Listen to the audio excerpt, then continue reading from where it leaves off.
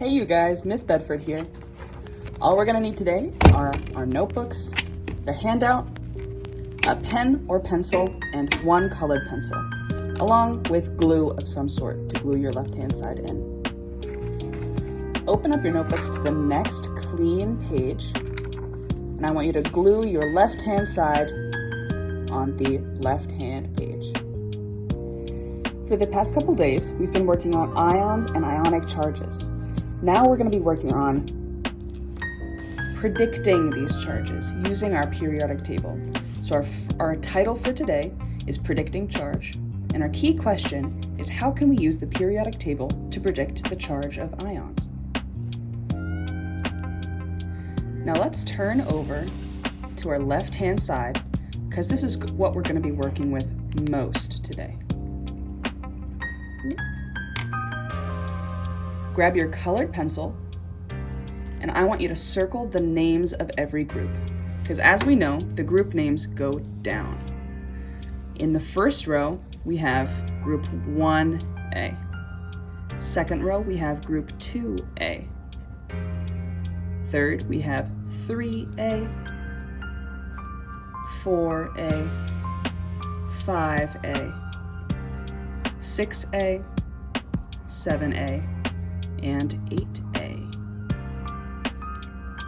These numbers on the top of the group, top of the column, represents the valence electrons.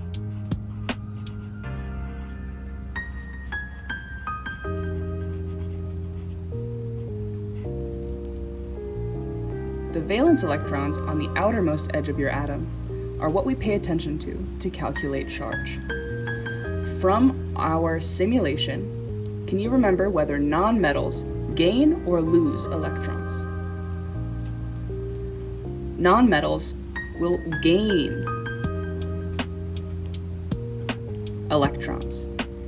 Where are our nonmetals? Our nonmetals are over here in the yellow section, right? Because everything else is metal. Now, if our nonmetals gain electrons, they gain negative charges. What do they become? Do they become positive or negative?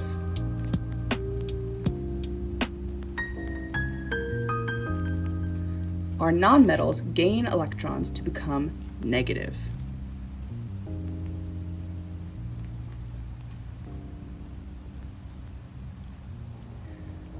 On our boxes up here are what we're going to be writing our charges for each group in.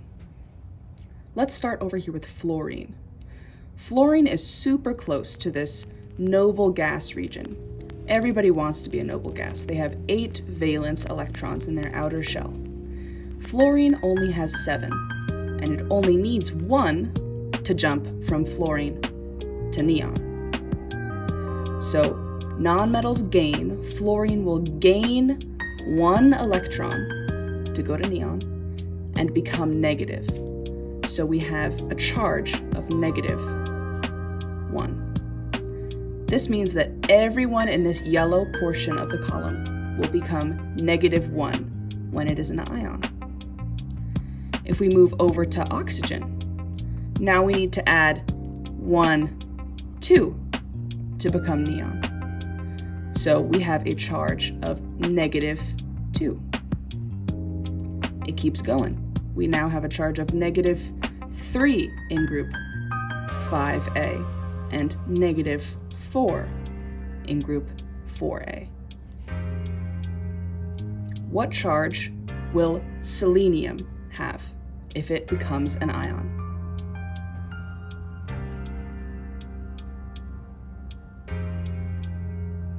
Selenium will become a negative 2 charged ion because it is in this column. Now, if nonmetals gain electrons, metals will what? Will they gain or lose electrons? Metals will lose electrons. When they lose negative charges, what do they become? Do they become positive or negative?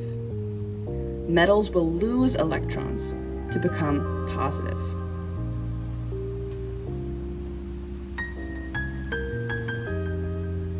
Let's start over here. Hydrogen is not a metal, but it is included in this section because it does form a charge that is similar to the other metals. So in this first column, we only have one valence electron, and metals lose electrons in their valence shell. This column only has one to lose, so we form a positive 1 charge. Everything in this column will form a +1 charge. We move 1 to the right. Now we have 2 valence electrons. Metals will lose these electrons, so lose 2 electrons to become +2. We jump over transition metals to go to column 3A. These will lose 3 electrons to become +3. +4 for 4A, +5 for the metals in 5A, +6 sometimes for 6A, and +7 for 7A. Only these ones, right? Only the metals. So non-metals will gain electrons and become negative.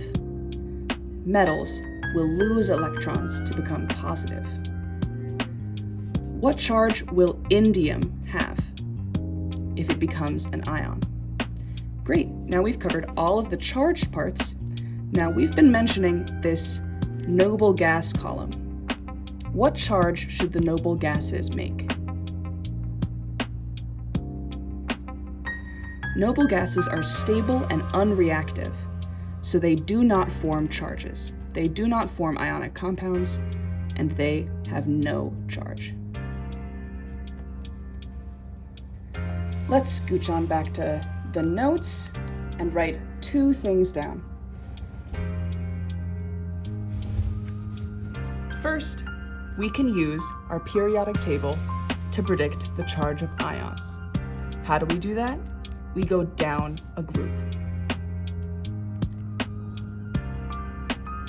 We can predict the charge of any atom by looking at the group number and whether it is a metal or non-metal.